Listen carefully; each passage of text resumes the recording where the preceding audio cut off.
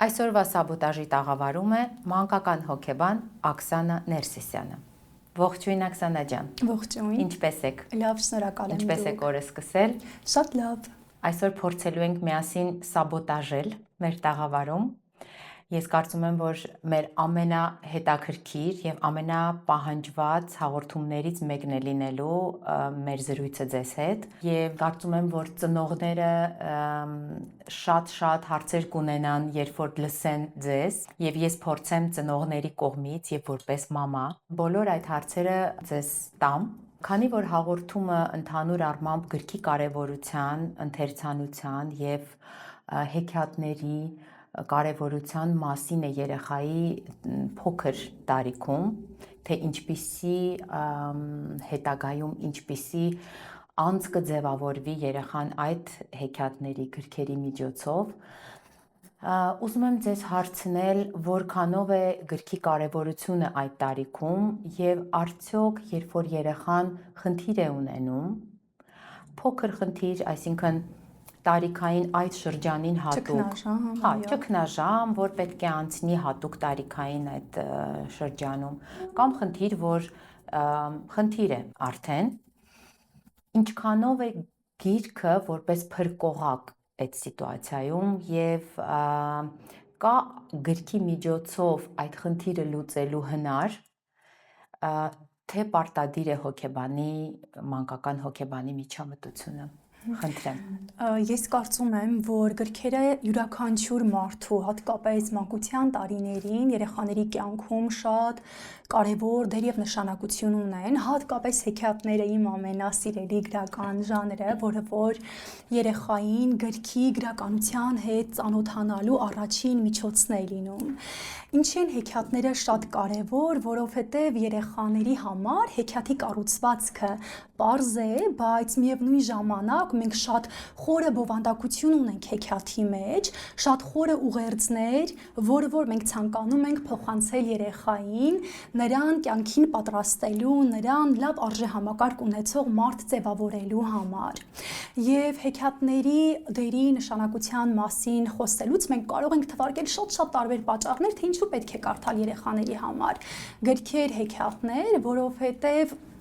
աշխարհի հետ, դժվարությունների հետ երեխան իր կյանքում առաջին անգամ ծանոթանում է, երբ ծնողը կամ ուսուցիչը կամ ինչ-որ մեկը կամ ինքը կարդում է հեքիաթ, որովհետև հեքիաթի մեջ տեղի են ունենում տարբեր իրադարձություններ, տարբեր սիմվոլների ենք մենք հանդիպում, խորհրդանշական լեզուն շատ վառ է, ակտիվ է, տարբեր պատկերներ ենք տեսնում եւ այլն, եւ երեխան կարծես թե նույնականանում է հեքիաթի հերոսի հետ եւ սկսում է գիտակցել, ճանաչել բոլոր այն դժվարությունները, որոնք որ կյանքում կան, սրան ավելի մանրամասն կանդրադառնանք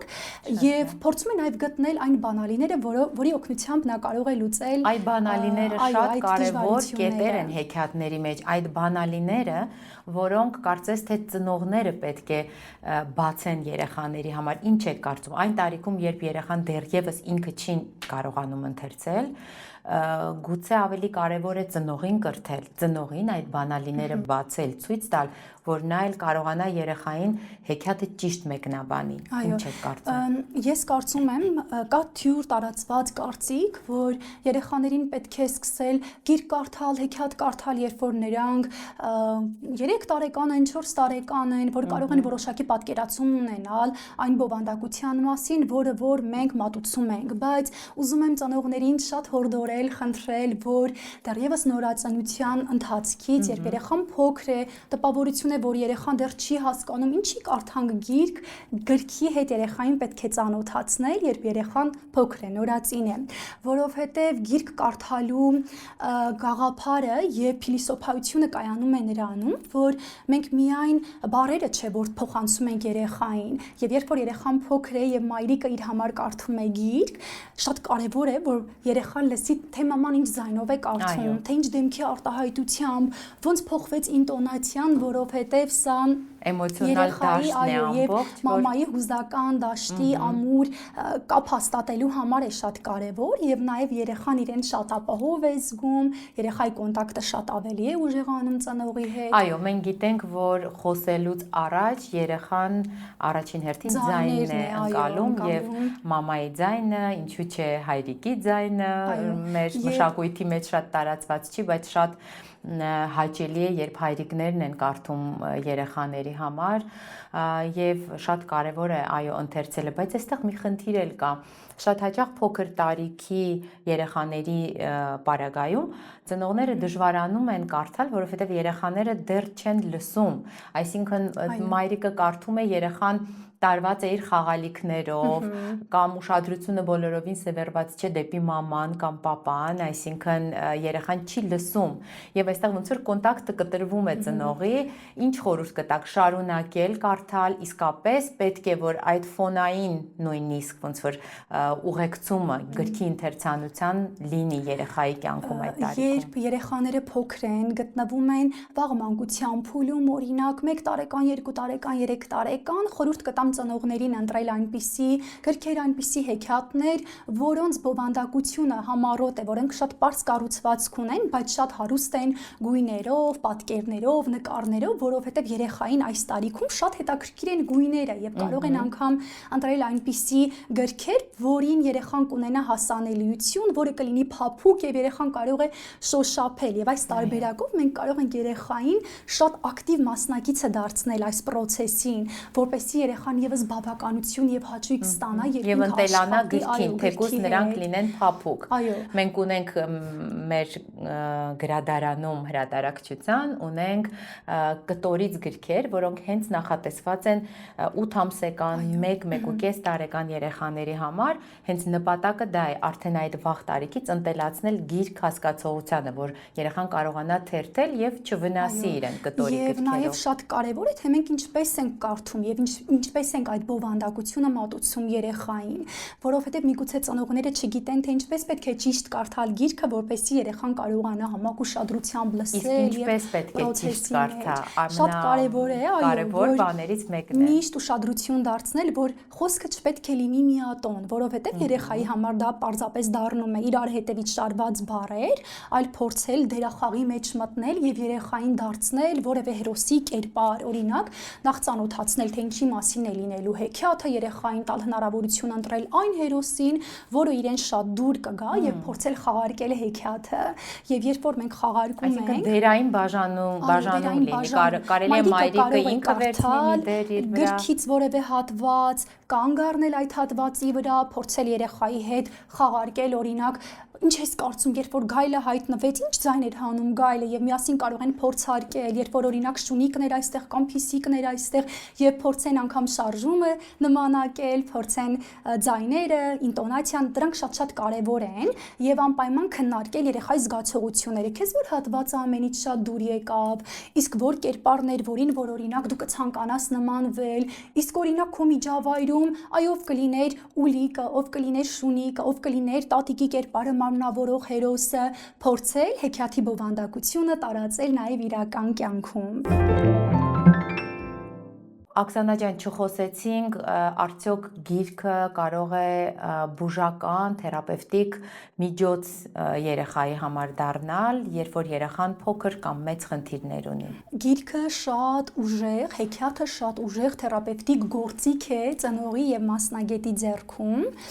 որը կարող ենք օգտագործել, երբ երեխան ունենում է ինչ-որ դժվարություններ, կարճաժամկետ կարող են լինել այդ դժվարությունները, ընթացիկ դժվարություններ, օրինակ տարիքային ճգնաժամային փուլում է գտնվում երեխան, կամակոր է դարձել, կամ օրինակ երեխան ունի ինչ-որ վախեր կամ մանկապարտեզում ադապտացիայի հետ կապված դժվարություններ, եւ եթե ծնողները կարողանան գտնել ճիշտ եւ հենց թիրախային թերապևտիկ հեքիաթ, եւ գիտեմ, որ ձեր այո, մեր հրատարակչությունը ունի 10 թերապևտիկ հեքիաթներ, որոնց խնդիրներն են օրինակ գիշերային վախերը, կամ ընտանիքում երկրորդ բալիկի ծնունդը, խանդը,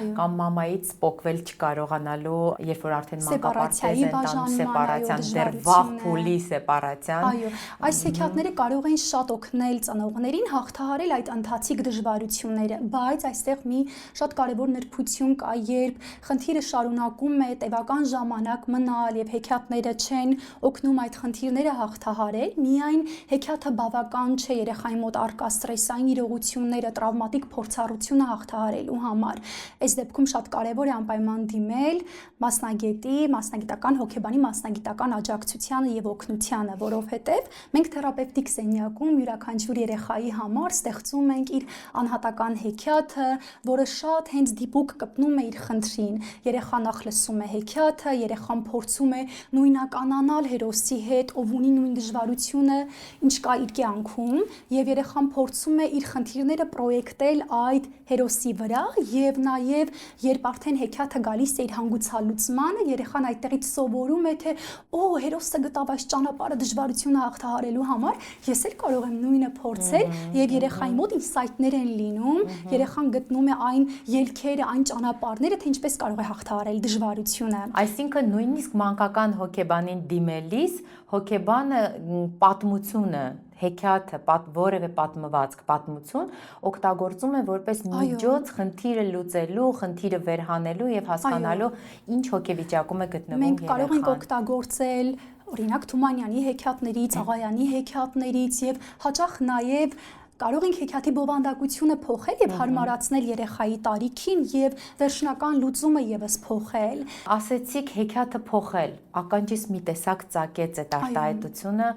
եւ քիչ առաջ խոսում էինք տաղավարում մինչև հաղորդումը եւ դուք ասեցիք, որ հեքիաթները, դասական հեքիաթները փոփոխության են ենթարկվում եւ իրենց ասելիքով էլ գուցե, այսինքն շեղվել են իրենց դասական ասելիքից։ Ինչ եք կարծում, ոնց եք վերաբերվում սրան, իսկ ինչու են այդ փոփոխությունը կատարում, ովքեր եւ ինչ նպատակով։ Եթե մենք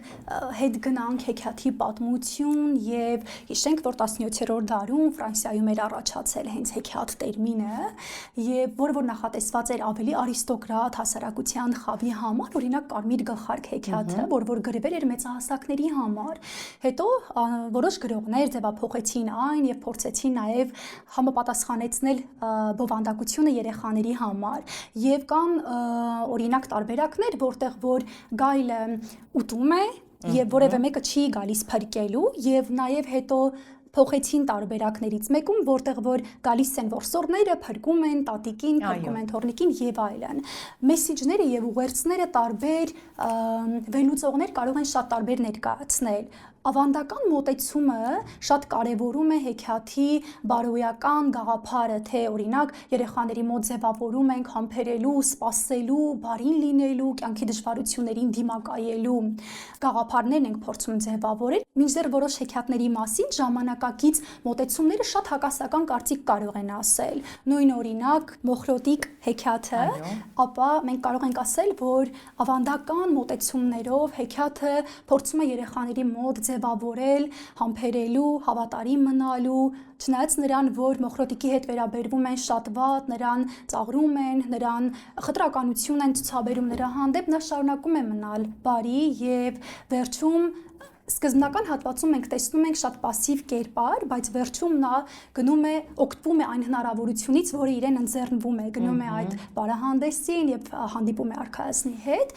իսկ այն մարդիկ, ովքեր ունեն ժամանակակից մոտեցումներ, հատկապես ֆեմինիստական շարժման ակտիվ գրողներն են, ջատագովներն են, քննադատում են հեքիաթը նշելով, որ Մոխրոտիկը այդտեղ գտնվում էր զոհի կերպարում, բացարձակ պատասխանատվություն չէր վերցնում իր կյանքի համար, չէր կարողանում ինքնուրույն որոշումներ կայացնել եւ пассив դերում էր եւ այստեղ կարծես թե նրանք փորձում են շեշտել, որ հեքիաթը երեխայի մոտ դեռևս փոքրուց ձևավորում է այն գաղափարը, որ դու պետք է լինես пассив, դու չպետք է վերցնես պատասխանատվություն քո կյանքի համար եւ տղամարդը պետք է գա եւ քեզ փրկի։ Եվ այստեղ մենք ունենում ենք այդ բախումները, բայց շատ կարեւոր է գիտեք, երբ որ մենք երեխաներին կարդում ենք, պատմում ենք հեքիաթ, մենք կարող ենք մատուցել երեխային հեքիաթը այնպես, ինչպես որ մենք օրինակ կցանկանանք, որ արժեքը կուզենք երեխայի մեջ դնել եւ շեշտը դնել դրա վրա։ Եթե դուք երեխային ասեք, որ օտես մոխրոտիկ ինչքան բարի էր, ինչքան դժվարությունների հանդիպեց, տես օրինակ դպրոցում դու ես հանդիպում տարբեր դժվարությունների եւ շատ կախված է թե ծնողը ինչպես է երեխային մատուցում եւ որ արժեքներն է փորձում կարեւորել եւ ընդգծել, որ հեքիաթը ցանկանում է, այն ուղերձը, որ մենք փորձում ենք հեքիաթով տալ։ Նույն օրինակ մենք կարող ենք երեխային ասել, որ տես մոխրոտիկ օրինակ առերեսվեց տարբեր դժվարությունների, նրան ծաղրում էին, նրան չէին ընդունում, բայց շարունակեց պայքարել, գնաց իր երազանքի հետևից եւ հեքիաթը ունեցավ բարի ավարտ, մինչդեռ օրինակ ֆեմինիստական մոտեցումներ կրողները կարող են ասել, որ չպետք է լինել մոխրոտիկի պես, որովհետեւ նա պատասխանատվություն չէր վերցնում իր կյանքի համար եւ пассив դերում էր եւ տղամարդը պետք է որ գա քեզ փրկի, ինչու պետք է սպասես, դու կարող ես գնալ, դու կարող ես պայքարել, տարբեր կողմերից մենք կարող ենք բայց հին հեքիաթներում էլ ասպետը կար, որին սպասում էր արքադուստրը, կարծում եմ, որ այդ ասպետի տղամարդու կերպարը, որը պետք է իր վրա վերցնի պատասխանատվությունը, այն հեքիաթներում, որտեղ հենց ասպետն է շեշտադրվում, մենք դա էլ ունեինք, ինչ պարտադիր է օրինակ մոխրոտիկի մեջ, այս նոր մեկնաբանությամբ փոխել հեքիաթը եւ հենց ասպետի տղամարդու կերպարը շեշտադրել, որովհետեւ կարծես թե ամբողջ շեշտադրումը դրված է մոխրոտիկի հեքիաթի մեջ այդ մարդկայնությունը, որ մոխրոտիկը չկորցրեց, այդքան տանջանքներից, այդքան հալածանքից հետո նա միևնույնն է մնաց մարդկային եւ վերջում բարին հաղթեց։ Եվ լավ կլիներ, որ հեքիաթները ամեն մի հեքիաթ թողնեին ինչ շեշտադրում ունի, այդպես էլ մնար։ Ինձ համար ճիշտ ասած շատ զարմանալի էր, որ հեքիաթները նոր մեկնաբանություն են ստանում եւ սկսում են պրոպագանդվել երեխաներին նոր կերպ, նոր ձևով, այսինքն այլ հեքիաթ է դառնում, որովհետեւ մոխրոտիկի պարագայում հենց մոխրոտիկի ով լինելու մասին էր ամբողջ հեքիաթը։ Նրա մարդկային որակների, բարության, նոր ժամանակների մեկնաբանությունը արդեն շեղվում է եւ նույնը քնած գեղեցկուհու հեքիաթի ժամանակակից վերլուծողները ասում են, որ դա անձնական սահմանների խախտում էր, ինչպես կարելի էր օրինակ տղամարդը առանց թույլտվություն հարցնելու նրան այդ համբույրը տար, բայց մինչդեռ եթե մենք ավանդական մոտեցումները փորձենք հասկանալ եւ այն ուղերձը, որ ցանկանում ենք երեխային տալ, դա համբերելու մասին է, համբերել, սпасել, սովորելու մասին է։ Շատ կախված է թե մենք կյանք է ասում են եւ արժեքներ, ինչ մշակույթ կրող ենք եւ ըստ դրա մենք կարող ենք նայել հեքիաթին, որովհետեւ տարբեր մարդիկ հեքիաթը տարբեր կերպ են անցալում եւ նույնիսկ նույն մարդը իր կյանքի տարբեր փուլերում այդ հեքիաթը նույն հեքիաթը կարող է տարբեր կախված թե ինքը այդ փուլում ինչ հոգեվիճակում է, նրան կալման մակարդակը ինչպիսին է, ինչ է փոխվել եւ այդ փուլում իր կյանքում ինչ ակտուալ խնդիրներ կան, որովհետեւ մենք հեքիաթին նաեւ հաճախ նայում ենք, երբ մենք ունենում ենք որոշակի դժվարություններ եւ փորձում ենք գտնել այդ դժվարությունը հաղթահարելու ելքերը եւ միջոցները եւ հեքիաթը կարող է լինել այն հուշող գործիքը, թե ինչպես կարող ենք մենք առաջնորդվել։ Այսինքն նաեւ կարող ենք ասել, որ արժե համակարգերը հին ժամանակներում, նոր ժամանակներում ինչպիսին էին, այնպիսին էլ գրվում էին պատմությունները։ Եվ նույն պատմությունը, խնդրեմ, հին արժե համակարգերի ժամանակաշրջանում այլ շեշտադրումներ է ունեցել եւ այլ ընկալումներ, իսկ այժմ եւ ձեր նշած ֆեմինիստական ցավոք սրտի շատ տարատեսակ երանգներ է ստացել այս երևույթը, ֆեմինիզմը եւ կարծես թե շեղվել է իր բուն ի սկզբանե ինչի համար որ էր նպատակից եւ խնդրեմ այս նոր ժամանակներում, նոր արժե համակարգերում հեքիաթները եւս սկսում են այլ ուղղությամբ գնալ։ Այո, եւ բացի թերապևտիկ նշանակությունից ես կուզեմ նաեւ կարեւորել հեքիաթի մի քանի կարեւոր կողմեր, թե ինչ ազդեցություն է ունենում երեխայի զարգացման վրա, որպեսզի մայրիկները ավելի ոգևորվեն, մոտիվացվեն եւ շարունակեն ավելի շատ կարդալ իրենց երեխաների համար, կամ եթե չեն կարդում, գոնե սկսեն այդ քարերը փոքրիկ դնել։ Մենք հեքիաթի օգնությամբ օգնում ենք երեխային լսել սովորել, որովհետեւ երեխաներին հաճախ դժվար է լինում ուշադրությունը կենտրոնացնել իսկ երբ մենք ամեն օր ունենում ենք որոշակի ժամեր, որի ընթացքում ընտանիքը կարդում է գիրք, օրինակ քնելուց առաջ ձևավորում ենք այդ ռիտուալը, քնելուց առաջ կարդում ենք գիրք երեխայի համար, մենք բացի նրանից, որ ամուր հուզական կապ ենք ստեղծում երեխայի հետ, նաև երեխային սովորեցնում ենք իր ուշադրությունը կենտրոնացնել, երեխայի հիշողությունը էլ ավելի է զարգանում, երեխան սովորում է սոցիալական շփման նորմերը տեսնելով թե հեքիաթի մեջ ինչպես են հերոսները հարաբերվում իրար հետ եւ վարքային կանոնները, թե ինչն է կարելի անել, ինչը չի կարելի անել, արժեհամակարգն է ձևավորվում երեխային, որն է լավ, ինչն է բարի, որն է վատ, ինչն է չար եւ այլն։ Հաջորդ հարցս, որ ուզում եմ հղել, մեր ժամանակակից մայրիկներին շատ հուզող հարց է, որ շատ հաճախ ինձ են տվել այդ հարցերը մայրիկները, արդյոք բոլոր հեքիաթներն են, որ կարելի է երեխաներին կարդալ, հիմա գիտեք շատ հակադրված այսպիսի տրամադրվածություն կա Թումանյանի որոշ հեքիաթների վերաբերյալ Կրնատ աղջիկը օրինակ, հենց Կրնատ աղջիկը կամ օրինակ Կապույտ մորուքը, որտեղ բավական դաժան տեսարաններ կան եւ այլն, հա, Անդերսենի եւ այլ շատ ուրիշ հեքիաթներ, որոնք դուք ինքներդ երևի բախվել եք եւ գիտեք եւ մի շրջափուլ են այսպես անցնում մայրիկները, երբ որ հակառակվում են, որ այսինչ է արյունոտ տեսարաններ եւ այլն եւ հետո երբ որ բացատրում ես դրանից հետո գալիս է ոնց որ գիտակցական մակարդակի մի այլ փուլ, երբ որ իրենք հասկանում են, որ սա մեկնաբանության ծնող երեխա ընթերցանության ընթացքում մեկնաբանության խնդիր է եւ կարևորելով ասելիքը, երբ որ դու կարող ես հեքիաթը այնպես բացատրել երեխային, որ հենց այդ բառերով գրված չհրամցնես, կարելի է ստանալ արդյունք եւ երեխայի մեջ ձևավորել հենց այն արժեհամակարգը, որը ծնողը ցանկանում էր։ Ինչ է կարծում քնելուց առաջ կան հեքիաթներ, որ չի կարելի կարդալ, կամ բոլոր հեքիաթներն էլ կարելի է, եթե ճիշտ մեկնաբանություն տանք։ Նախ նշեմ, որ կան հեքիաթներ, որոնք իրականում երեխաների համար չեն գրված։ Դրանք մեծահասակների համար են գրված եւ այդ թյուր սխալ է, որ օրինակ Կրնատ աղջիկ ես կարծում եմ, որ գրված է մեծահասակների համար, որովհետեւ մեր հասարակության մեջ տեղի ունեցող երևույթներն է Թումանյանը ներկայացրել իր ստեղծագործությունների մեջ, եւ նույն Կապույտ մորուքը հեքիաթի մեջ մենք տեսնում ենք ուղերձ նպատակը որն է ցույց տալ, որ մենք կարող ենք օրինակ ունենալ հետաքրքրասիրություն, բայց երբ մենք մեր հետաքրքրասիրությունը չենք կարողանում զսպել, պետք է պատրաստ լինենք նաև, երբ մենք վերցնում ենք ազատություն, պետք է պատրաստ լինենք նաև պատասխանատվության, որովհետև տեսեք խախտեց կանոնը, չհետևեց պահանջին, բացեց դուռը եւ կրեց պատասխանատվություն, բայց նաեւ վերցրեց պատասխանատվություն իր վրա, վերցրեց իր արարքի համար պատասխանատվություն եւ կարողացավ այդ իրավիճակից դուրս գալ։ Ինչ է փորձում այս հեքիաթով, ինչ մեսիջ է տալիս, որ ազատությունը իր հետ նաեւ բերում է պատասխանատվություն եւ երբ որ դու ընտրում ես ազատության գնալու ճանապարհը, տեսեք չլսեց, հա, կողքից կարծիքները, որ կերել է իր կանանց, սպանել է իր կանանց եւ գնաց այդ համարձակ քայլին եւ ինչ եղավ արդյունքում արդեն ովքեր որ կարդացել են հեքիաթը, կարող են իմանալ։ Նույն օրինակ Կրնատ աղջիկը հեքիաթում, ես կարծում եմ, որ այս հեքիաթները մենք երեխաներին կարող ենք ծանոթացնել, երբ նրանք 10 եւ ավելի բարձր տարիքի են, երբ հստակ արդեն կարող են խորանալ բովանդակության մեջ, կարող են վերլուծել եւ ավելի պաշտպանված կլինեն բացասական հետևանքներից, որովհետեւ երբ երեխաները փոքր են, մինչեւ 6 տարեկանը նրանց ընկալումը շատ ուղիղ է։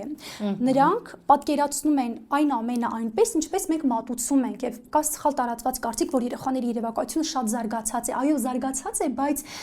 մեծահասակների երևակայությունը շատ ավելի զարգացած է։ Նրանք կարողանում են հեքիաթի բովանդակությունը շատ ավելի խորքային հասկանալ այն մեսիջ, իսկ երեխան ոչ, եւ երեխայի համար օրինակ Կրնատ աղջիկը հեքիաթը կարող է լինել շատ վախեցնող, ստրեսային, որովհետեւ առաջ կարելի է ընտրել ինչ հեքիաթներ կարդալ, իսկ այն հեքիաթները, որտեղ ասելիք կա, իմաստնություն կա, կարելի է ուրիշ ցերեկային բռնություն, որտեղ կա սպանություն, որտեղ կան երևույթներ, որոնք որ կարող են բացասական ազդեցություն ունենալ, դա 8 եւ ավելի բարձր տարիքի երեխաների Այսինքն տարիքային սահման է, ոչ թե քնելուց առաջ կամ ոչ քնելուց առաջ, այլ տարիքային ինչ որ բաժանում է պետք։ Քնելուց առաջ եւս շատ կարեւոր է թե ինչ հեքիաթ են կարդում, որովհետեւ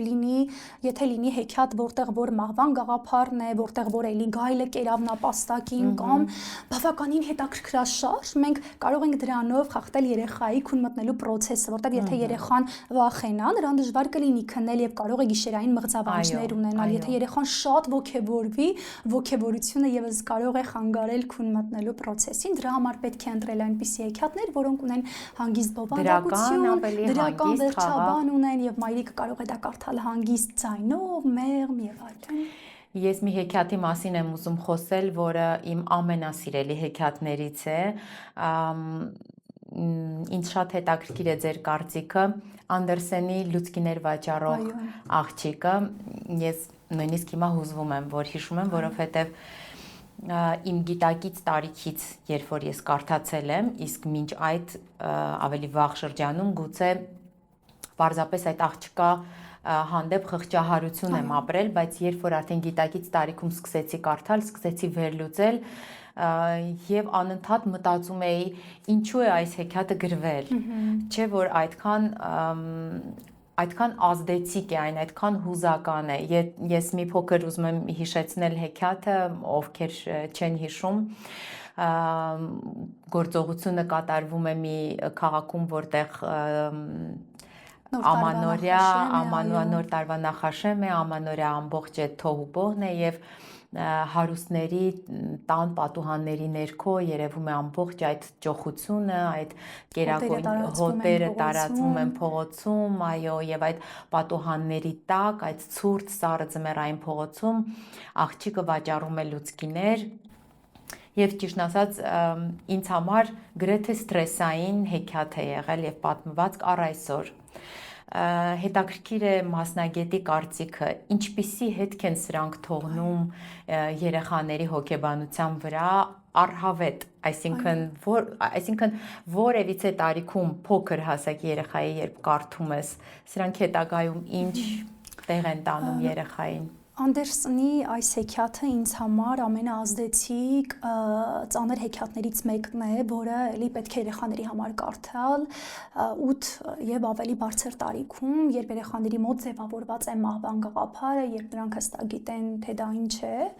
եւ անպայման էլի ծնողների հետ քննարկելով, անպայման ծնողը պետք է քննարկի երեխայի հետ, որովհետեւ հեքիաթի մեսիջը բավականին ուժեղ է, հատկապես այս սպառողական մեր դարաշրջանի մեր այս իրավիճակի համար, երբ բոլորս ուզում ենք ավելին, էլի, հատկապես երեխաների մոտ եմ ես տեսնում դա, ցույց տալ կյանքի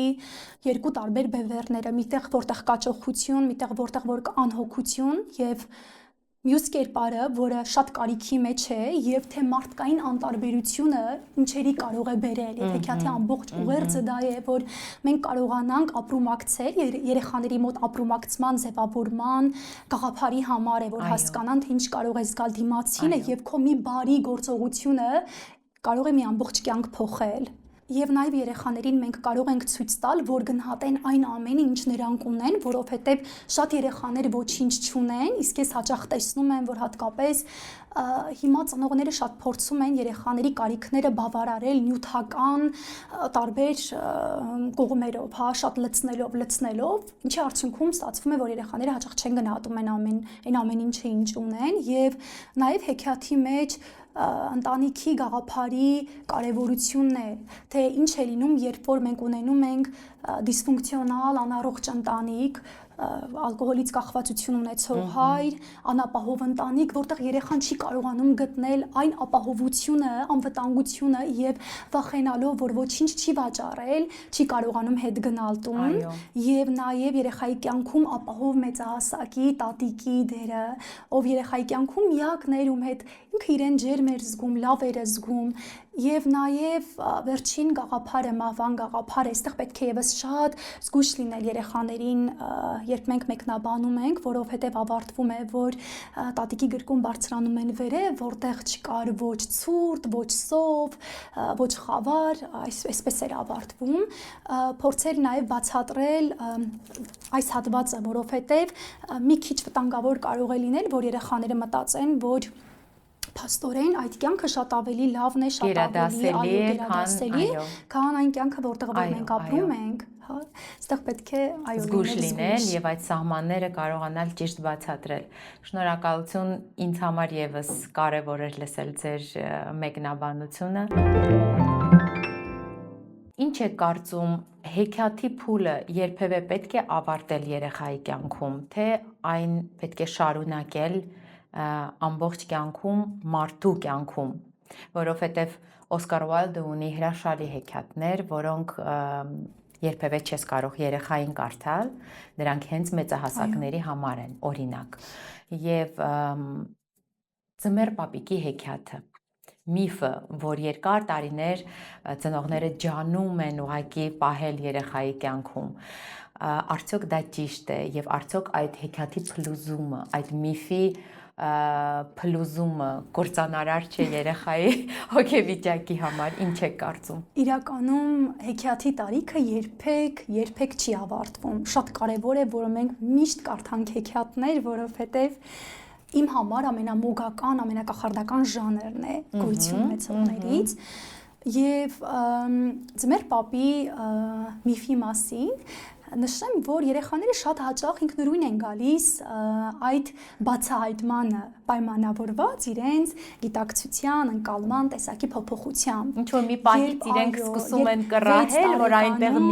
մի բան այն չէ եւ սկսում են փորփրել գտնել։ 6 տարեկանում երեխայի երեխաները ինչքան փոքր են, նրանց մոգական մտածողությունը շատ ավելի առաջատար է, վառ է, եւ երբ արդեն 6 տարեկանից հետո երեխայի մոտ ձևավորվում է վերացական, զարգանում է ավելի վերացական մտածողությունը, երեխաները սկսում են վիճարկել, բայց արդյոք կարող է լինել ձմեռ պապ եւ հասկանում են, որ իրականում սա նաեւ հորինվածք է, բայց իրականում գիտեք շատ կարեւոր է նաեւ թե ծնողները ինչ գաղափար են դնում, որ ձմեռ պապ մեզանից յուրաքանչյուրը կարող է դառնալ ինչ-որ մեկի համար եւ գաղափարը այն է նոր տարվա, որ դու կարողանաս ինչ-որ լավ բան անել եւ հենց դու դառնաս ինչ-որ մեկի համար ձմեռ պապ։ Եվ իմ փորձից կարող եմ ասել, որ երեխաները այնքան բնական են գալիս այդ գաղափարի գիտակցմանը եւ էլի շատ կախված է թե ծնողը ինչպես կմեկնաբանի եւ ինչ խորհուրդ կդնի նոր տարվա ձմեռ պապի կերպարի մեջ եւ կարծում եմ, որ բացահայտումը իհարկե տխրեցնող է լինում, որովհետեւ կարծես մի հրաշքի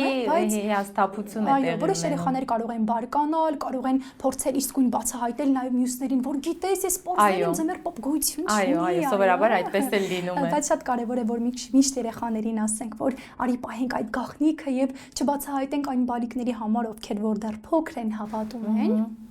Այո, եւ կարծում որ դա տրավմատիկ չի լինում։ Կարելի է ինչ-որ բացատրություն գտնել եւ երբ որ երեխան բացահայտում է եւ այդ հիասթափությունը ապրում է, որովհետեւ շատ ծնողներ են մտածում նոր տարվա այդ թողուբոհից հետո թե ինչպես հանկարծ երեխան պետք է բացահայտի, հարցեր տա եւ կարելի է ինչ-որ մեկնաբանություն գտնել, որ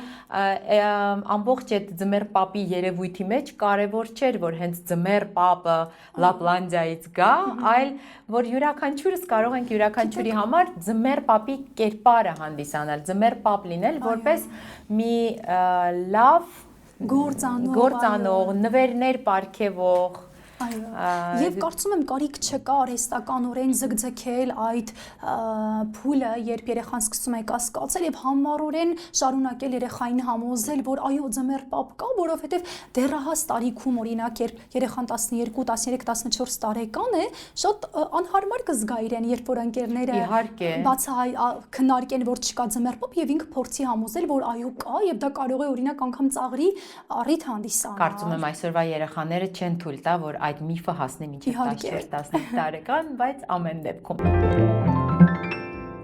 Հաջորդ հարցը եւ իմ կյանքի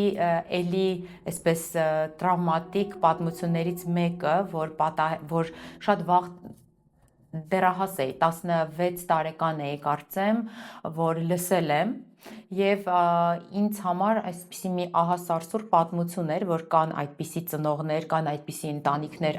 այս արժեհամակարգով, ուզում եմ ձեզ պատմել, ձեզ հետ կիսվել եւ լսել ձեր մեկնաբանությունը։ Ինձ պատմեցին, որ մի հայր իր փոքր տղային 4-5 տարեկան, որպեսզի ուժեղացնի եւ դարձնի ավելի կյանքին պատրաստ եւ ուժեղ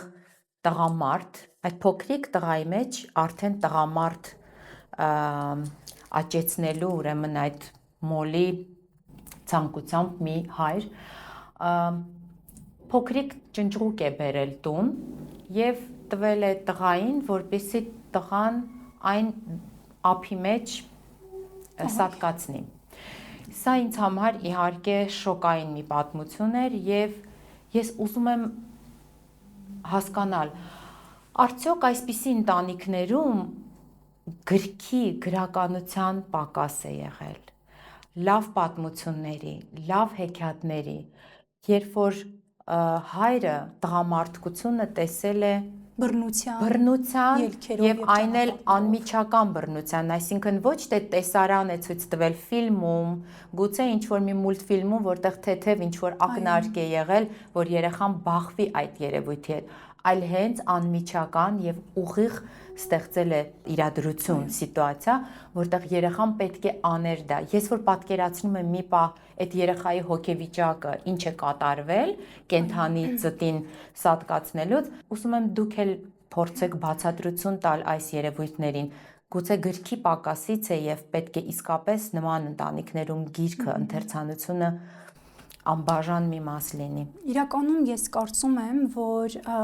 հոգեպես անառողջ հորկերպարի մասին ենք մենք խոսում, որովհետև որևէ առողջ մարդ, յուրաքանչյուր առողջ մարդ ունի ապրումակցման, էմպաթիայի զգացողություն եւ այո, ես կարծում եմ, որ նրա կյանքում գրքերը բացակայել են, պատմությունները բացակայել են, ինչի արդյունքում նաեւ ապրումակցումն է շատ բացակայել եւ ինչպես կարելի է երեխայի մեջ սերմանել բռնություն, չարություն, բարկություն, ագրեսիա, երբ որ կարելի է երեխային սովորեցնել, որ պետք է լինել բարի, պետք է լինել ապրումակցող, հոգատար, սիրող, խնամող, Փաստորեն հայրը նախ եւ առաջ իր խնդիրներն է դրել երեխայի։ Եվ կարծում եմ, որ այստեղ հոր պահանջմունքի բավարարումն է եղել ինչ-որ վատ բան անել ու կործանարար վարք ցույց տալու, եւ մենք չգիտենք իսկապես երեխան ցանկացել է դա անել, թե ոչ, որովհետեւ փոքր տարիքում հատկապես երեխաները միշտ ուզում են իրենց ծնողների սպասելիքները բավարարել եւ անել այն, ինչ կարող է ծնողին գոհացնել եւ ծնողին ասել նույնիսկ այս պարագայում։ Եվ երբ երեխան արել է դա հորը գոհացնելու համար, մենք չգիտենք, թե դա ինչ շարունակություն կարող է ունենալ եւ ծիտը հաջորդ օրը ինչ կդառնա, միգուցե կարող է դառնալ իր քույրը կամ եղբայրը։ Սարսափելի բան եք ասում, սարսափելի բան չի էլ մտածել, բայց իսկապես գոհացնելու համար անառողջ եւ հոգեկան խնդիրներ ունեցող Եվ ամենահետաքրքիրը նա է, որ նույնիսկ այս գործողությունը իրականացնելու պարագայում հայրը իր նպատակին չի հասնում։ Երեխան երբեք այս կերպ տղան ուժեղ չի դառնում եւ չի ուժեղանում։ Որովհետեւ տղաները եւ աղջիկները, երեխաները ուժեղանում են այն ժամանակ, երբ նրանք զգում են, որ ապրում են սիրով, ջերմությամբ, ապահովությամբ լի ընտանիքում, որտեղ որ ունեն աջակից մեծահասակներ։ Ուժը սխալ տեղ են տեսնում երբեմն ծնողները եւ սա փաստորեն իրենց խնդիրներն են, որոնք իրենք չեն կարողացել հաղթահարել եւ կարծում են, որ անպայման երեխայի մեջ պետք է զարգացնեն այն, ինչը իրենց մոտ չի ստացվել։ Գիտեք, կան համամարտկային արժեքներ, որոնք երբեք կարծում եմ չպետք է խախտել եւ որոնք չունեն արդարացում։ Միգուցե կլինեն մարդիկ, ովքեր կասեն, ուրեմն հոգեբանական խնդիրներ է ունեցել հայրը, բայց ինձ համար կան բաներ, որոնք չունեն արդարացում։ Ես այդպես եմ կարծում։ Մենք խոսեցինք հոգեբանական խնդիրներ ունենալու պարագայում գիրքը ինչ օգնություն կարող է հանդիսանալ։ Իսկ քրոնիկ հիվանդությունների պարագայում Գիրքը կարող է օգնության հասնել եւ ունեցել եք այդպիսի փորձ, որ քրոնիկ հիվանդությունների պարագայում կարելի ասել հեքիաթաբուժությամբ, գիրք կարդալով, բիբլիոթերապիայով կարողացել եք օգնել փոքրիկին։ Իրականում այո, իմ հիվանդանոցում աշխատելու փորձառությունից կուզեմ կիսվել, երբ քրոնիկ կամ օնկոլոգիական խնդիրներ ունեցող երեխաների աշխատանքում կիրառել ենք հեքիաթը եւ կուզեմ երկու հեքիաթի օրինակները հենց վերլուծել, այո, քննարկել, օրինակ 3 խոսուկները հեքիաթը։ Հիշում եք, վստահ եմ, որ տներից մեկը ծղոտից էր, մեկը փայտից էր, մեկը աղյուսից էր եւ գայլը երբ հարձակվում է, երեխաները հաճախ նույնականանում էին տան հետ։ Ինչու, երբ մեր մարմինը թույլ է լինում, ծղոտից է լինում, փայտից է լինում եւ գայլին ասոցացնում էին հիվանդության հետ։ Գայլը հարձակվում է եւ կարողանում է հաղթել, վնասել նույնը հիվանդությունը, երբ մենք դիմակայուն չենք, երբ մենք առողջ չենք, բայց երբ մենք ավելի դիմակայուն ենք լինում, երբ մենք շատ ուժեղանում ենք եւ մեր տունը, մեր մարմինը դառնում է քարից աղյուսից, գայլը այս դեպքում հիվանդությունը ոչինչ չի կարողանում անել մեզ հետ։ Այսինքն երեխան քաջալերվում է եւ երեխայի ընկալումն է եղել, այո, երեխաների ընկալումն է բացահայտել, բացատրել, թե իրենք ինչպես են ընկալում եւ ինձ համար եւս սա շատ հետաքրքիր է հասկանալ եւ տեսնել, թե երեխաները ինչպես կարող են մեկնաբանել եւ նորից փորձեմ կապատալ, որ ամեն երեխա հեքիաթը կարող է շատ յուրովի մեկնաբանել, նույն օրինակ անջրնի ճուտիկը, երբ երկարատև բուժումներից, պրոցեդուրաներից հետո կարող են ունենալ արտաքին փոփոխություններ, օրինակ մազերը թափվի կամ մաշկի գույնը փոխվի եւ այլն, շատ ցավոտ թեմաներ են, շատ նուրբ թեմաներ են։ Երեխաները կարող են իրենց ասոցացնել անջորնի ճուտիկի հետ, նշելով, որ իրենք իրենց մի տեսակ մերժված են զգում, գեղեցիկ չեն զգում եւ անգամ շատ հետազոտություններ են իրականացվել, որտեղ տեսել են, որ երեխաները անգամ կարող են նկարել ճուտիկին եւ ջնջել, որովհետեւ հաշտ չեն այդ կերպարի հետ, այո, եւ կարող ենք ունենալ նաեւ իրավիճակներ, երբ երեխաները հիմնականում ձեր փորձից էլ գիտեք, որ ասոցացվում են,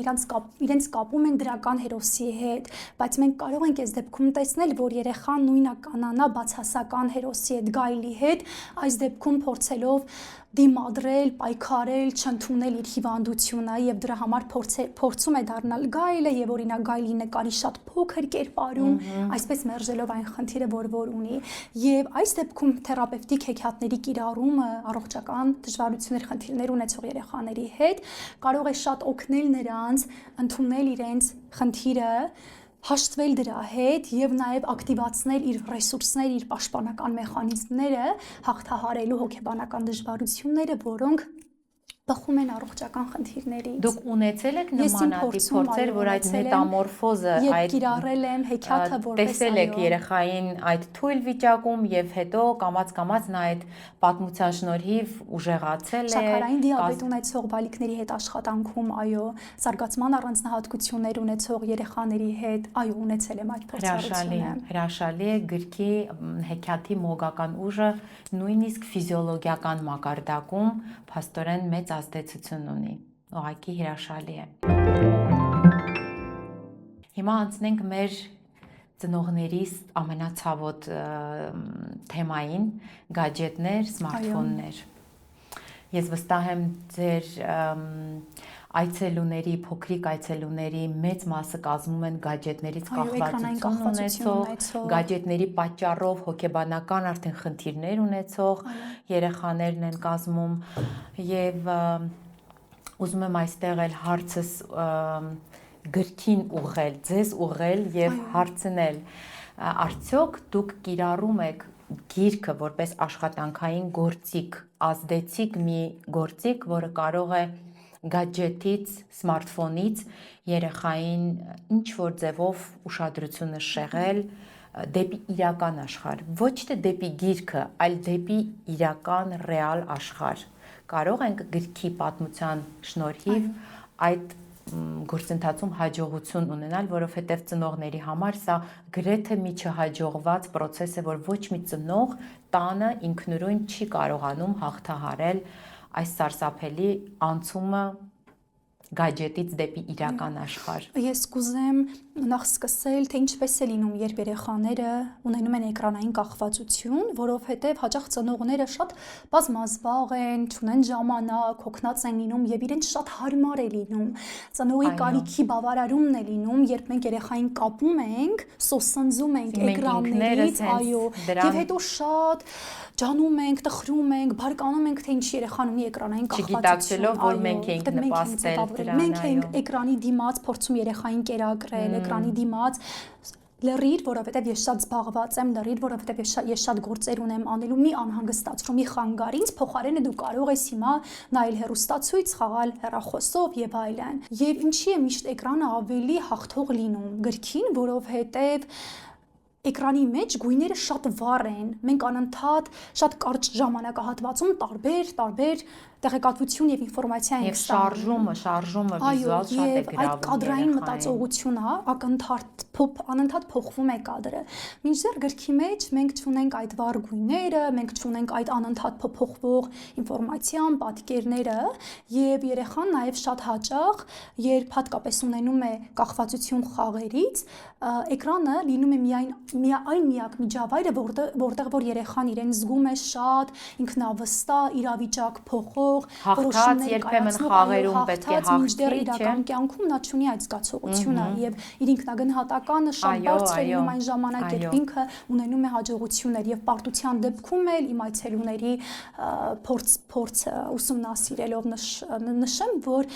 շատ բուռն կարող են արձագանքել երեխաները, երբ ծնողները փորձում են էկրանը վերցնել, կտրել էկրանից եւ պետք է նշեմ անկեղծորեն, որ դա հեշտ չէ, որովհետեւ մենք երեխային ընտելացնում ենք մի բանի, որից կտրելը պահանջում է շատ ժամանակ, մասնագետի հետ աշխատանք եւ հետեւողականություն, որովհետեւ եթե մենք դնում ենք սահմանափակում, օրինակ երեխային ասում ենք, դու կարող ես օրվա ընթացքում ընդամենը 30 րոպե կամ 1 ժամ խաղալ, բայց չենք պահում այդ սահմանափակումը, երեխան հասկանում է, որ միևնույն է մայրիկը եւ հայրիկը չեն հետեւելու, ես ինչքան ուզում եմ կարող եմ խաղալ։ Եվ եթե երեխան կապրիզիանում, գոռում է, լացում է, խփում է եւ ծնողը ասում է, դե խփում է, դե խանութում ենք, դե լավ էկրանը տա, մենք ամրապնդում ենք այդ բացասական վարքը եւ հաջորդ անգամ երեխան իր ցանկալին էկրանը ստանալու համար նույն վարքը անընդհատ կրկնելու է։ Եվ այո, հեքիաթների իսկապես գիրքը մենք կարող ենք թերապևտիկ սենյակում օգտագործել, կամ մենք ինքներս հորինենք հեքիաթ, որը որ հենց երեխայի այդ պահին ունեցած դժվարության մասին է, էկրանային կախվածության մասին է, եւ երեխայի մեջ ձևավորենք այդ հետաքրքրությունը ընկերների հանդեպ, բնության հանդեպ, իրական մարդկանց եւ իրական երևույթների հանդեպ, բայց այստեղ ծնողի եւ մասնագետի համագործակցությունը շատ ուժեղ, շատ կայուն պետք է լինի, որովհետեւ միակողմանի ոչինչ չի կարող լինել։ Մենք խոսեցինք ծնողների միջամտությանը այս գործընթացին, այսինքն երբ որ ծնողներն են նպաստում, ծնողներն են իսկապես հեշտ դարձնելու համար կերակրման process-ը կամ իսկապես երբ որ գործ են ունենում, շատ են աշխատում, տնից են աշխատում, երեխային դնում են այդ գadgetների առաջ եւ մենք ինքներս նպաստում ենք երեխային, սովորեցնում ենք ուրեմն այդ գadgetներին, բայց կարծում եմ մեր ժամանակներում անխուսափելի է, նույնիսկ եթե ծնողը պայքարող է իր տեսակով եւ կամ պայքարող չէ, այլ ընդհանրապես արգելված է, նա չի բերում տուն այդ գadgetները, փորձում է հեռու պահել երեխայի տեսադաշտից, մեր ժամանակներում շատ քիչ է հավանական, որ երեխան շատ արագ չի ինտեգրվի այս գadgetային աշխարհ եւ միևնույնն է ուշ թե շուտ այս ամբողջ խնդրումը սկսվելու է։ Իրականում շատ նորմալ է եւ բնական է, որ մեր օրյա իրականության մեջ երեխան ունենա հասանելիություն էկրաններին, գadgetներին։ Հարցը այլ կողմ ունի, թե երեխան ինչ է տեսնում էկրանների մեջ եւ ինչ նպատակով է կիրառում, որովհետեւ դու կարող ես դա օգտագործել որպես ինֆորմացիա ստանալու անսպառ ռեսուրս, բայց կարող է օգտագործես վատ նպատակով, ծաղրելով ընկերներիդ, բուլինգի մեծ հոսք կազմակերպել կամ բուլինգի ենթարկել ընկերներին կամ օրինակ խորանալ խաղերի մեջ, որոնք որ կրում են իրենց մեջ ագրեսիվ էլեմենտներ եւ երեխայի վարքը փոխում են եւ ագրեսիվ են դարձնում։ Շատ կարեւոր է որպեսզի երեխան օգտվի, բայց ծնողը անպայման ունենա վերահսկելիություն, թե երեխան ինչ է նայում եւ ինչպես է օգտագործում գadget-ը։ Եվ հենց այս ամենը չխթանելու համար շատ ավելի լավ կլինի, որ ծնողները ավելի նպաստավոր իրավիճակ ստեղծեն դեպի գիրքը երեխային ուղղորդելու, որպեսզի քիչ ժամանակ մնա այս գadgetների համար։ Եվ մենք ինքներս մեծահասակներս կարող ենք լինել, կարող ենք օրինակ ծառայել, լինել այդ մոդելը, թե ինչպես պետք է սիրել գիրքը, երբ մենք օրինակ տանը ունենանք ինչ-որ անկյուն, ունենանք գրապահարան, որտեղ որ կարող են լինել շատ տարբեր գրքեր, որտեղ որ երեխան տեսնում է, ընտանիքում տեսնում է, թե ինչպես են պապիկը, տատիկը, մայրիկը, հայրիկը կարդում գիրք, նա տեսնելու է եւ ընդօրինակելու է այդ վարքային մոդելը եւ աստիճանաբար նայել է ունենալու այդ հետաքրքրությունը։ Եվ վստահեցնում եմ ձեզ իմ փորձից, որ եթե դեռևս մանկությունից մենք երեխաներին ծանոթացնում ենք գրքի, գրականության աշխարհի հետ, երեխան միշտ ունենում է այդ հետաքրքրությունը եւ պահանջը անընդհատ կարդալու, անընդհատ նորը բացահայտելու, որովհետեւ դա ֆանտաստիկ աշխարհ է, բայց երբ որ մենք երեխային դեռևս փոքրուց չենք ծանոթացնում, երեխայի համար դառնում է դժվար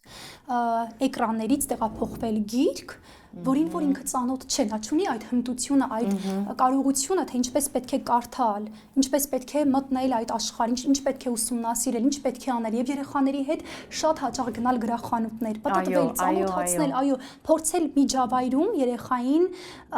շատ հասանելի դարձնել եւ վստահեցնում եմ, որ եթե ծնողներ այս փոքրիկ խորհուրդներին, այս կետերին հետևեն, իրենք շատ կհաջողեն։ Այո, շատ գեղեցիկ բան նշեցիք, գրախանութ գնալու այդ մշակույթը, երեխայի հետ գրախանութ այցելելու, երեխային հնարավորություն տալու ընտրել գրքերը, ցույց տալ, այդ բազմազանության մեջ հասկանալ երեխան ինչ նախասիրություններ ունի եւ շատ կարեւոր է երեխայի համար, որ ինքն է գիրք ընտրում։ Սա շատ կարեւոր մի բան է եւ գրախանութ այցելելը եւ գիրք գնելը պետք է մենք դարձնենք սովորություն եւ գրեթե տոն երեխայի կյանքում, որ գոնե շաբաթը 1, ամիսը 2 անգամ այցելեն գրախանութ գիրք գնելու։ Աքսանա, իսկ ունեցել եք դուք դեպքեր, երբ որ ձեր փոքրիկ այցելուները իրենք են պատմություններ հորինել, գրել չասեմ, կարծում եմ դեռ շատ փոքրիկ տարիքում դա հնարավոր չէր, լինի, որ իրենք են հորինում եւ կիսվում են ձեզ հետ իրենց պատմություններով։ Այստեղ է երևում երեխայի վառ երևակայությունը, նրանք սիրում են հորինել, այդ հորինելը իրենց անքակտելի մասն է կազմում փոքր երեխայի երևակայության մեջ։ Ունեցել եք նմանատիպ փոքրիկ այցելուներ, կպատմեք։ Ամեն օր իմ յուրաքանչյուր այցելուի հետ մենք միշտ ստեղծում ենք իր շատ ինքնատիպ, իր սեփական հեքիաթը, ինչպես ենք դա անում, օրինակ, մենք կարող է ավազամանի մեջ կառուցենք շատ յուրահատուկ եւ կախարդական աշխարհ, եւ ես երեխային խնդրեմ, որ հիմա պետք է օրինես մի պատմություն, մի հեքիաթ, եւ ինձ պատմես, թե ինչ է տեղի ունենում այս աշխարհում, եւ երեխաները սկսում են իրենց կառուցած ֆիգուրները օգտագործելով, խաղարկելով հորինել հեքիաթ եւ պատմել։ Իհարկե երեխաները խաղարկում են եւ հորինում են հեքիաթ իրենց կյանքի եւ իրենց դժվարությունների մասին եւ խաղարկելով, պատմությունը ավարտելով, գալիս են այն հանգուցալուծմանը, թե ինչպես օրինակ հեքիաթի հերոսը հաղթահարեց իր կյանքի դժվարությունը եւ հետո սենյակում տեղի ունեցած պատմությունը, այդ լուծումները տեղափոխում են իրենց իրական կյանք եւ կարողանում են նաեւ հաղթահարել իրենց դժվարությունները։ Եվ ես ունեցել եմ նաեւ այցելուներ, որոնց հեքիաթները մենք հավաքագրել ենք, փոխանցել ենք ծնողներին, միգուցե դրանք հետագայում նաև դառնան գիրք այլ երեխաների համար, որովհետև հենց սեփական փորձառության հիման վրա հենվելով սեփական խնդիրների լուծման բանալիներն են այդ պատմությունների մեջ զետեղված։ Իսկ այդ պատմությունները դերաբաժանումներ անելով իրենց ընկերների հետ հենց ձեզ մոտ փորձել եք խաղարկել, բեմականացնել, որպեսզի իրենք հենց այդ դերը կրեն եւ հասկանան այն ինչ որ իրենք պատմում էին, հասկանան ինչպես է հենց ֆիզիկապես մարմնավորելը, ինչպես է լինում։ Ես շատ սիրում եմ դերախաղերը, երբ մենք դրամաթերապիա ենք անում, հեքիաթը սկսում ենք բեմականացնել եւ ծնողներին էլ եմ հորդորում անել, բաժանել հերոսների կերպարները, բաժանել տատիկի, հայրիկի, երեխաների, քուրիկ եղբայրների միջեւ եւ փորձել խաղարկել, որտեղ երեխաները դրանից շատ ոգևորվում են, շատ հետաքրքիր է լինում եւ շատ զվարճալի է լինում եւ անկեղծ կլինեմ, ես էլ շատ սիրում եմ երեխաների հետ հավասար ապրում եմ այդ պահերը, թե ինչպես մենք կարող ենք տարբեր կերպարներ մարմնավորել, որովհետև երբ մենք մարմնավորում ենք, մենք սկսում ենք հեքիաթը շատ յուրովի զգալ եւ շատ հետաքրքիր ձևով ապրել, շատ տարբեր է, երբ որ մենք ենք կարդում, երբ որ մեզ համար են կարդում եւ երբ որ մենք խաղում ենք հեքիաթը։ Երբ որ մենք մարմնավորում ենք եւ այդ կերպարը դառնում ենք հենց մենք։ Եվ սովորում ենք, վերցնում ենք այդ կերպարի այն դրական հատկությունները եւ հատկանիշները, որովհետեւ երեխան տեսնում է, որ չարը վերջում միշտ պատժվում է եւ չարի կյանքը եւ չարի գործունեությունը երկար չէ։ Մինչդեռ բարին միշտ վերջում հաղթում է, բարին միշտ արժանանում է հանրության կողմից հավանության եւ երեխաները այո դրա համար էլ վերցնում են այդ վարքային մոդելները եւ օրինակները։ Եվ հենց այս դրական նոտայով էլ ավարտենք մեր զրույցը, ձեզ շնորհակալ եմ այս անչափ կարևոր զրույցի համար եւ հուսամ մենք դեռ էլի կհանդիպենք, կարծում եմ ծնողները մեր մեկնաբանություններում շատ ու շատ հարցեր կուղեն ձեզ եւ հուսամ իսկապես մենք կհանդիպենք եւ կփորձենք բացահայտումներ անել ծնողների համար։ Շնորհակալ եմ հրավերի համար։ Ես էլ եմ շնորհակալ։ Այսօր ձեզ եմ ուզում ներկայացնել Արևիկ հրատարակչության բեսթսելերներից մեկը՝ Չուզումիկը, Չսպասումիկը եւ ուրիշները։ Գրքում ներառված է 10 թերապևտիկ հեքիաթներ, որոնց շնորհիվ ձեր երեխան կհաղթահարի տարիքային վախերը, տագնապներն ու ցածր ինքնագնահատականը։ Յուրաքանչյուր հեքիաթի վերջում կգտնեք հարցեր երեխայի հետ քննարկման համար, տեղեկատվություն ծնողների համար, տվյալ խնդրի հաղթահարման ուղղված ցուցումներ։ Այս գիրքը հրաշալի միջոց է 3-ից 7 տարեկան անցումային փուլին հատուկ խնդիրները հեշտ ու արդյունավետ հաղթահարելու համար։ Իսկ ես ձեզ եմ չեն այելու, հա։ Յունգյան արխետիպում այո ստվերը իր հատուկ նշանակությունը ունի։ Դա մեր թաքնված մղումներն են, մեր վախերը, մեր տագնապները, մեջքս նենց ցավոց։ Բայի մեր երեխեք։ Կամ կրնատ աղջիկը, ես վստահ եմ, որ հաստատ եղել այդ կանացի խանդի մասինա, չէ, որ հաճախ լինում կանայք խանդում են իրանց ամուսիններին, քրոջ հանդեպ, մամայի հանդեպ շատ ուշադիր է եւ կինը ինչ կարող է անել անգամ մանկահասակ երեխային օրորոցի մեջ սպանիր էգոն բավարարելու համար։ Շատ սիրուն է։ Աղա եթերա ինչի։